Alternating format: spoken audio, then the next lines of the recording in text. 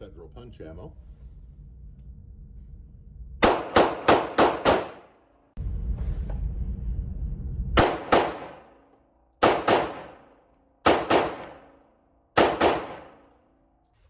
Hello and welcome back to Tinker Talks Guns. Today we're going to talk about the project I've been referring to as the latter-day Detonics, which had its first test firing today, as you probably just saw.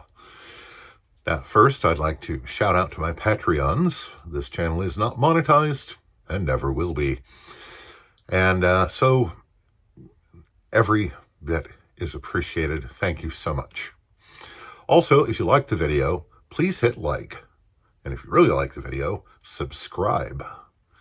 And leave a comment, because it's the only way YouTube knows I'm here. You can also see these videos on Utreon, and you can follow Tinker Talks Guns on Facebook.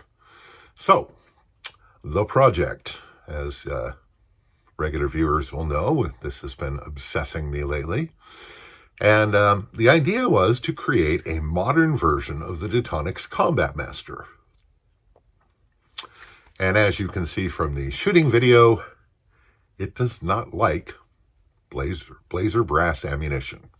Now, it's in good company, because my other short 1911 9mm also doesn't much care for blazer brass ammunition. Most of the malfunctions I was getting were what I consider low power malfunctions, and the ammo does seem kind of wimpy. When I tried it with Federal Punch 124 grain jacketed hollow points, which are not wimpy, the gun functioned fine. Likewise, it functioned perfectly well with 115 grain jacketed hollow point hand loads, which are on the spicy side. So, like my other 9mm 1911, it does not like low-powered ammo. Now, the other one has chilled out a bit about that over the last several thousand rounds. And perhaps this one will too in time. They effectively share the same recoil system. So, higher powered ammo, good to go. Lower powered ammo, not so much. The failures I had were principally revolving around failures to eject. And the slide was also failing to lock back, which, as I said, kind of indicates wimpy ammunition. So let's get you updated on the project. It's officially a gun, and it officially fires, just not wimpy ammo. Let's go to the tabletop and have a look. Okay, we're going to do a deep dive on this gun later when it's more complete. For now, I want to mainly highlight the difference between this and the original Combat Master. Other than caliber, of course, this Combat Master, as you can see, has been fitted with super wide grips that I made for it, because I like that. So they're much wider than stock grips, which makes the gun look a little more squat. Now, one of the things I had to do different was the length of the handle. As you can see, the new gun is 3/8 of an inch longer than the old gun. Because of this, the replacement for the grip safety that Detonics used, and the frame is specifically cut for that, so that you can use a full-length mainspring housing. Whereas on this gun, it is cut for a standard size grip safety, because it was originally meant to be a full-size frame. So I had to customize a stock mainspring housing to the proper length and install that. And I set it up so that it retains the grip safety in the in position, because why not? I could. The interesting thing about that is the grip safety still functions even though it barely moves. Sort of like the so-called magic grip safety on the Smith & Wesson top break revolvers. So, that's all to the good. Now, yes, I would have preferred to be able to shorten it as much as the Combat Master, but then I couldn't have gotten all the things in it that it needs to work. Currently, there's no magwell housing and no beveling on the magazine well. That's coming. Hand-cut 20 line per inch checkering, which I did on both guns, and the checkered aluminum mainspring housings.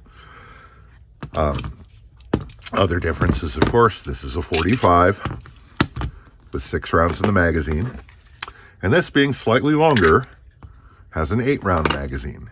And I'm a little disappointed that I couldn't shorten this to match, but on the other hand, with the undercut trigger guard, I can get 4 fingers on the gun, which is much better for control. So I'm pretty pleased by that. And I did the squared off muzzle that I like. And those are the major differences, the gross external differences between the two guns. Handle's a little longer, the equipment's a little different, and the grip safety works. Trigger pull on this is about 3.5 pounds. Pretty nice. I may set the over travel because that makes the reset feel shorter. Although it's not bad now. I mean, the trigger moves maybe 3/32 of an inch total travel. So I'm pretty happy with this, and I was particularly happy with the recoil impulse because it was like nothing. And with the high slide velocity, the gun came right back on target instantly and was just great to shoot, provided I wasn't using blazer brass ammunition. More testing to do, and I need to put a finish on the gun, which will almost certainly be gun coat. I'm rather liking this color combination, so I may go with something like a tungsten gray for the frame, but we'll see. And and you can see I've also modified the GI style grip safety to work and play well with the hammer. So I think that about covers where we're at right now with the latter-day Detonics.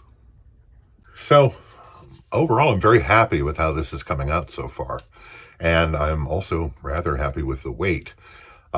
This gun appears to be in finished form going to weigh 24-25 ounces, which is much better than the 34 ounces of the Combat Master, which a friend of mine refers to as the steel brick. And, you know, the weight doesn't bother me, but he's right. It is not a lightweight gun. And I have to say, I'm pretty sure that making this in 9mm was the right decision because, okay, got a couple extra rounds, but more importantly, the recoil impulse on this is unbelievable, and it comes back on target so very fast. I'm pretty sure when it has sights, that it will shoot pretty comparably to this gun, but it weighs 9 or 10 ounces left, you know, a little over half a pound. It's not nothing. A friend of mine, Leia, was over, and she was looking at this and pulled out her gun and took the streamline off and put it on here. And it was a short one that did not protrude past the muzzle. And I have to admit, I'm kind of intrigued. There may be a light in this gun's future, and why not? Because it's going to require a custom holster. Because all this under the nose is not taken account in holsters such as the one for this gun, where there is no such rail. Anyway, the project is going great. Thanks again to Evan. And thanks again to all of my Patreon supporters. If you'd like to join them, there's a link in the description below. Also, you can watch these videos for free on Utreon, or subscribe to me there if you care to.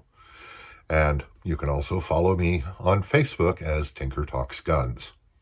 So, more as the situation and the gun develop. Stay tuned. I hope this finds you well. Stay safe, take care, and we'll talk to you again real soon.